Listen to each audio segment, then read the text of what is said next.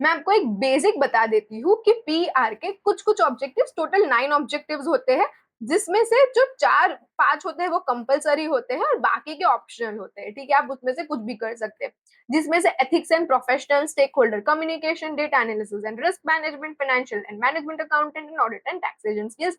ये सारे सिर्फ नाम है, हम इसको डिटेल में डिस्कस करते हैं हमारे वीडियोज में। मैं आपको पोर्टल पे लॉग इन करूंगी और आपको सब समझाऊंगी। ठीक है, अब फ्रेंड्स यहाँ पर स्कैम्स, सबसे ज्यादा स्कैम्स हो रहे हैं यहाँ पर कि एसीसीए के मेंबर्स साइन ऑफ करके दे रहे पीआर विदाउट रेलेवेंट एक्सपीरियंस, और सच में जो मेहनत कर रहा है उसको बोलते हैं 3 साल रुको, उसके बाद में आपको साइन ऑफ करके देंगे। फ्रेंड्स, सबसे पहले at the date of joining make sure that you are clear that how many years you are going to work, क्योंकि आपका फॉरेन का प्लान हो सकता है या आपका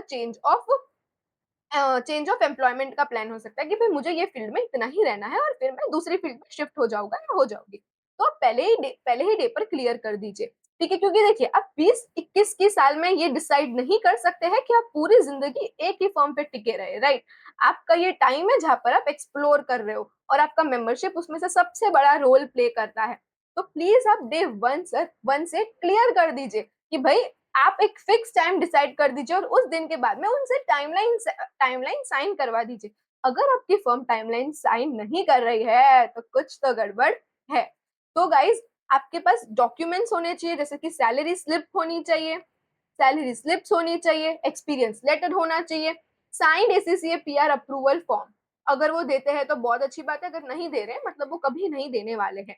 फिर detail job description, reference letter from your reference letter होना चाहिए, परफॉर्मेंस रिव्यू और जितने आपको अप्रेजल मिले हैं उसकी detail information and work samples कि आपने क्या क्या काम किया है। फ्रेंड्स, ये सारी चीजें बहुत ही इंपॉर्टेंट है।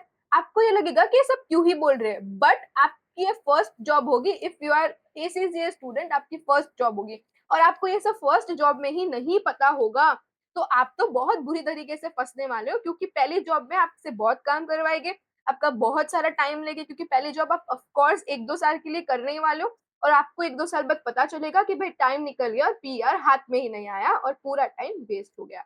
Stay tune for next video. Thank you.